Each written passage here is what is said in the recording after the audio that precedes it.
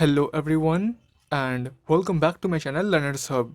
तो अब गाइस आज हम लोग सैमुअल टेलर कोलरिज या एस.टी. कोलरिज के द्वारा लिखी गई एक पोएम यूथ एंड एज को डिस्कस करने जा रहे हैं, जिससे कि ईयर 1820s के दशक में इसे लिखा गया। तो देखिए इस पोएम को एक्चुअली इसे 3 बार पब्लिश किया गया। जैसे कि सबसे पहले तो इसे ईयर 1829 में पब्लिश किया गया, फिर इसे ईयर 1832 में पब्लिश किया गया और फाइनली लास्ट में जाकर इसे ईयर 1834 में पब्लिश किया गया। तो ये complete poem youth and age यानी जवानी और बुढ़ापे के थीम से डील करता है, जहाँ पर पोएट हमें ये बताते हैं कि जवानी का जो समय होता है तो वो किसी खिले हुए फूल की तरह होता है, जो कि हमें बहुत सी उम्मीदें और खुशियाँ देती हैं, और बुढ़ापे का जो समय होता है तो वो किसी हल्की सी रोशनी की तरह होता है, जो कि बस बुझने ही वाला होता है, और वो हमें बहुत सी दुख और कष्ट देते हैं। तो देखिए इस पूरे पोएम को इसे 3 स्टांजाज में डिवाइड किया गया है, जहाँ पर इसके पहले स्टांजा में तो पोएट हमें जवानी या यूथ के क्वालिटीज़ के बारे में बताते हैं कि उस समय हमारी ज़िंदगी कितने सारी उम्मीदें और आशाओं से भरी होती हैं। फिर इसके सेकंड स्टांजा में पोएट हमें लव और फ्रेंडशिप के इम्पोर्टेंस के बारे में बताते हैं कि वो कितनी वैल्यूएबल चीज़ है, और फ्रेंडशिप कैसे हमें लाइफ के डिफरेंट सीजन्स में या डिफरेंट ओकेशंस में वो हमें शेल्टर देती है या छाया देती है। और फाइनली इसके थर्ड स्टैंजा में पोएट हमें ओल्ड एज या बुढ़ापे के बारे में बताते हैं, जिसमें कि उन्हें ऐसा लग रहा है कि जैसे उनका अंत अब निकट है या बहुत करीब है। तो चलिए अब ये तो हो गया इस पोएम से रिलेटेड कुछ बेसिक इन्फॉर्मेशन। तो अब बिना टाइम वेस्ट किए आज का जो हमारा पोएम है यूथ एंड एज, इसे हम लोग शुरू करते हैं। तो इसके फर्स्ट स्टैंजा की शुरुआत कुछ इस तरह से होती है कि Verse, a breeze mid blossoms straying, where hope clung feeding like a bee. Both were mine, life went a maying with nature, hope and poesy when I was young. तो इन लाइंस में वर्स का मतलब है a piece of poetry, जो कि मेटामॉर्फिकली youth को या जवानी के समय को रिप्रेजेंट करता है। फिर स्ट्रेइंग का मतलब है ब्लोइंग और वॉन्डरिंग, यानी हवा की तरह बहना या यहाँ वहाँ भटकना। फिर होप क्लंग फीडिंग का मतलब है मन का बहुत सारे ड्रीम्स, एक्सपेक्टेशन और उम्मीदों से भरा होना। फिर मेइंग का मतलब है हैप्पीली और जॉयफुली, यानी समय का हंसी खुशी बीतना। और लास्टली पोइसी का मतलब है पोइट्री। तो अब देखिए इन पहले 5 लाइंस में पोएट हमसे ये कहते हैं कि जिस तरह से हल्की चलती हुई हवाएं फूलों के बीच में हमेशा बहती रहती हैं, तो ठीक उसी तरह से मैं भी जब जवान था तो उस समय मैं हमेशा उन हवाओं की तरह यहाँ वहाँ भटकता रहता था या घूमता रहता था, और मेरे मन में भी बहुत से डिज़ायर्स थे, ड्रीम्स थे और एक्सपेक्टेशंस भरे रहते थे या उनसे चिपके रहते थे। ठीक उसी तरह से जिस तरह से एक मधुमक्खी या एक भंवरा फूल से चिपका रहता है, तो मेरे मन में भी ये डिज़ायर्स, ये एक्सपेक्टेशंस भरे रहते थे। यानी वो जवानी भी मेरी थी और वो एक्सपेक्टेशंस, वो डिज़ायर्स भी मेरे थे, वो दोनों ही चीज़ मेरे थे। और अब लास्टली इसके आखिरी 3 लाइनों में पोएट हमसे ये कहते हैं कि मैं जब जवान था तो उस समय मेरी लाइफ काफ़ी हंसी खुशी और जॉयफुली गुजर रही थी। जैसे कि स्प्रिंग के मौसम में सब कुछ कितना कलरफुल और जॉयफुल लगता है, तो ठीक उसी तरह से जवानी के समय में मेरी लाइफ भी काफ़ी हैप्पीली और जॉयफुली गुजर रही थी, नेचर के साथ, उन डिज़ायर्स और उन उम्मीदों के साथ, और लास्टली पोइट्री के साथ। फिर इसके आगे के लाइंस में पोएट ये लिखते हैं, When I was young, ah, woeful when. Ah, for the change twixt now and then. This breathing house not built with hands. This body that does me grievous wrong over airy cliffs and glittering sands. How lightly then it flashed along, like those trim skiff unknown of yore, on winding lakes and rivers wide, that ask no aid of sail or oar, that fear no spite of wind or tide, not cared this body for wind or weather, when youth and I lived in it together. तो इन lines में woeful का मतलब है sorrowful, यानी दुख देने वाली चीज़ें।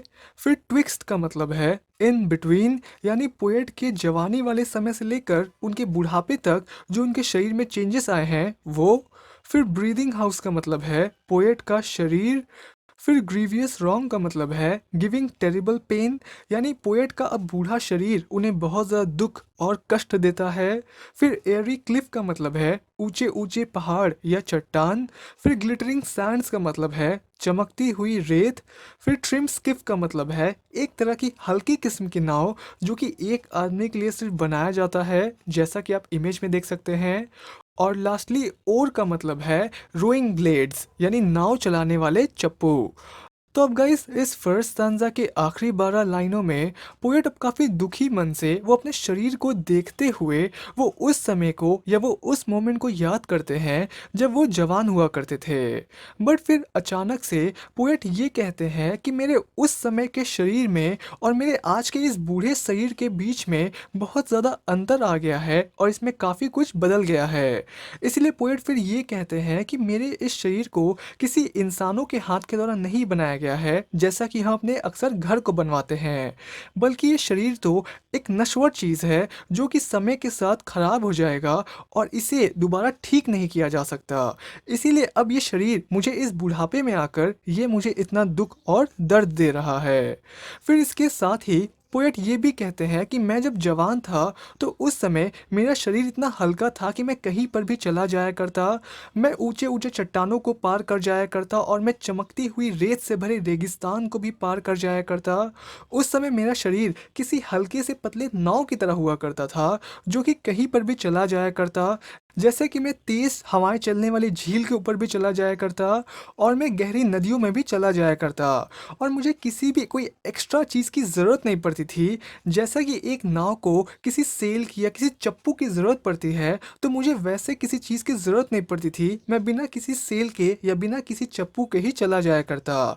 उस जवानी के दौर में मैं इतना निडर था या मैं उस समय इतना फियरलेस था कि ना तो मुझे किसी तेज़ हवाओं से या तूफान से डर लगता था और ना ही मुझे पानी में उठने वाले उन बड़े बड़े लहरों से डर लगता था, क्योंकि उस समय मेरा ये शरीर इतना ज़्यादा मजबूत था कि इसे किसी चीज़ की कोई परवाह ही नहीं थी। ना तो मेरे इस शरीर को हवाओं की कोई परवाह थी और ना ही इसे कोई ख़राब मौसम की परवाह थी, क्योंकि उस समय मैं और मेरी जवानी दोनों एक साथ इस शरीर में मौजूद थे। तो चलिए अब ये तो हो गया इस पोएम का फर्स्ट स्टैंजा और अब हम चलते हैं इसके सेकंड स्टैंजा की ओर। तो इसके सेकंड स्टैंजा में पोएट ये लिखते हैं, Flowers are lovely. Love is flower like. Friendship is a sheltering tree. Oh, the joys that came down shower like of friendship, love, and liberty. Ere I was old, ah, woeful air, which tells me youth's no longer here. O youth, for years so many and sweet, this known that thou and I were one. I think it but a fond conceit, it cannot be that thou art gone. तो इन lines में अर का मतलब है before, यानी ये सभी events poet के old age या उनके बुढ़ापे से पहले हुआ था। फिर फॉन्ट कंसीट का मतलब है a kind of foolish idea और इमेजिनेशन, यानी पोएट के सोच के हिसाब से उनके जवानी का चले जाना उनके लिए किसी कल्पना की तरह है या किसी मजाक की तरह है। और लास्टली दाउ आर्ट गॉन का मतलब है यू आर गॉन, यानी पोएट को ये लगता है कि उनकी जवानी के दिन यूं ही उनके जीवन से या उनके लाइफ से नहीं जा सकता। तो इन लाइंस में पोएट हमसे ये कहते हैं कि जब एक व्यक्ति जवान होता है और उसके अंदर एनर्जी होता है तो उस दौरान उसे नेचर की हर चीज़ बहुत ही ज़्यादा चार्मिंग लगती है और वो प्रकृति की हर चीज़ की ओर खींचा चला जाता है। तो उसी चीज़ को ध्यान में रखते हुए पोएट यहाँ पर ये कहते हैं कि एक फूल या एक फ्लावर जो होता है तो वो बहुत ही सुंदर या खूबसूरत होते हैं और उसी फूल की तरह मोहब्बत या प्यार जो होता है तो वो भी बहुत खूबसूरत या प्यारा एहसास होता है। फिर पोएट आगे ये कहते हैं कि फ्रेंडशिप जो है तो वो किसी बड़े से पेड़ की तरह होता है जो कि हमें लाइफ के हर तरह के डिफरेंट सिचुएशंस में या सर्कमस्टांसेस में वो हमें शेल्टर देता है, हमें प्रोटेक्ट करता है। और ये सभी तरह की ब्लेसिंग्स यानी फ्रेंडशिप की ब्लेसिंग, लव की, लिबर्टी की या आज़ादी की, तो ये सभी तरह की ब्लेसिंग को मैंने तब एंजॉय किया था और ये मेरे लाइफ में तब फ्लो कर रही थी या बरस रही थी जब मैं जवान था। यानी मेरे बुढ़ापे से पहले जब मैं जवान था तो उस समय मैंने इन सभी ब्लेसिंग्स को एक्सपीरियंस किया था या एंजॉय किया था। तो अब इस बुढ़ापे में आकर पोएट जब अपनी जवानी के दिनों को याद करते हैं तो उन्हें फिर बहुत ही ज़्यादा दुख होता है, क्योंकि ये चीज़ उन्हें याद दिलाती है कि वो अब जवान नहीं रहे और वो अब बूढ़े हो चुके हैं। और अब फाइनली इसके आखिरी चार लाइनों में पोएट ये कहते हैं कि ओ यूथ यानी ओ मेरी जवानी, अब तक इतने सालों से, इतने मीठे समय से या वक्त से मुझे यही लगता था कि तुम और मैं दोनों एक हैं, यानी पोएट और उनकी जवानी दोनों एक हैं। इसीलिए पोएट को अब ये एक मजाक की तरह लगता है या उन्हें ये एक कल्पना की तरह लगता है कि उनकी जवानी उनसे दूर जा चुकी है और वो इस चीज़ को अब एक्सेप्ट नहीं कर पा रहे हैं या वो इस चीज़ को एक्सेप्ट करना नहीं चाहते हैं कि उनकी जवानी उनके लाइफ से दूर जा चुकी है और वो अब बूढ़े हो चुके हैं। फिर इसके आगे के लाइंस में पोएट ये लिखते हैं, Thy vesper bell had not yet tolled, and thou were a masker bold. What strange disguise has now put on to make believe that thou art gone? I see this lock and silvery slips, this drooping gait, this altered sighs, but springtide blossom on thy lips, and tears take sunshine from thy eyes. Life is but thought, so think I will that youth and I are housemates still. तो इन lines में VSEPR bell का मतलब है शाम के समय वो church में बजाई जाने वाली जो घंटी या बेल होती है वो, जो कि इंडिकेट करता है डिपार्चर को या पार्टिंग टाइम को। फिर टॉल्ड का मतलब है रंग यानी घंटी का बजना।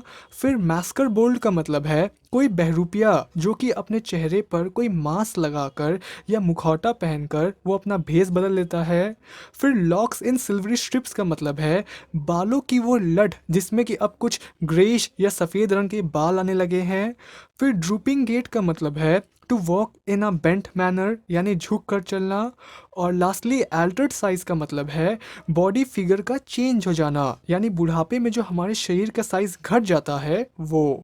तो अब देखिए इस सेकंड स्टांजा के आखिरी लाइनों में पोएट अब यहाँ पर अपने जवानी के समय को वो उसे एक ह्यूमन फिगर देते हुए वो उसे ये कहते हैं कि तुम्हारे अभी जाने का समय नहीं आया है और तुम्हारे अभी जाने की घंटी या बेल नहीं बजी है। मुझे पता है कि तुम भेस बदलने में माहिर हो, बट तुमने अभी एक ऐसा अजीब सा भेस या रूप बदला है मुझे सिर्फ ये यकीन दिलाने के लिए कि तुम मेरे लाइफ से जा चुके हो। यानी पोएट के शरीर ने जवानी से बुढ़ापे का रूप ले लिया है। इसीलिए पोएट अब अपनी जवानी से ये कंप्लेन कर रहे हैं कि उसने अपना भेस या अपना रूप इसलिए बदला है ताकि पोएट को सिर्फ ये विश्वास हो सके कि उनके जवानी का समय उनके जीवन से जा चुका है। फिर पोएट आगे ये भी कहते हैं कि मैं ये देख सकता हूँ कि मेरे बालों की लटों में अब कुछ सफ़ेद बाल के स्ट्रिप्स भी आने लगे हैं। मेरा कमर भी अब बेंड हो गया है और मैं झुक कर चलता हूँ। और मेरा शरीर का फिगर भी या शेप भी अब जवानी के मुकाबले काफ़ी ज़्यादा चेंज हो गया है या बदल गया है। तो अब इस ओल्ड एज में या इस बुढ़ापे में आकर पोएट को ये एहसास होता है कि जवानी का समय स्प्रिंग सीजन की तरह बार बार नहीं आता है और वो हमेशा हमारे चेहरे पर या हमेशा हमारे होठों पर नहीं रहने वाला। और प्लस बुढ़ापे के आंसू हमारे आंखों से उसकी चमक को भी छीन लेती है। बट फिर भी पोएट अपने बुढ़ापे को एक्सेप्ट नहीं कर पा रहे हैं और वो ये कहते हैं कि एक इंसान की ज़िंदगी उसके ख्यालों से, उसके सोच से बनती है। तो अगर एक व्यक्ति शरीर से भले ही बूढ़ा क्यों ना हो गया हो, बट फिर भी अगर वो व्यक्ति अपने सोच से और अपने ख्यालों से जवान है, जॉयफुल है, तो वो व्यक्ति फिर कभी भी बूढ़ा नहीं होगा। इसीलिए इस सेकंड स्टांजा के लास्ट लाइन में पोएट ये कहते हैं कि मैं तो अभी भी यही सोचता हूँ कि मैं और मेरी जवानी दोनों इस घर में यानी इस बॉडी में एक साथ रहते हैं।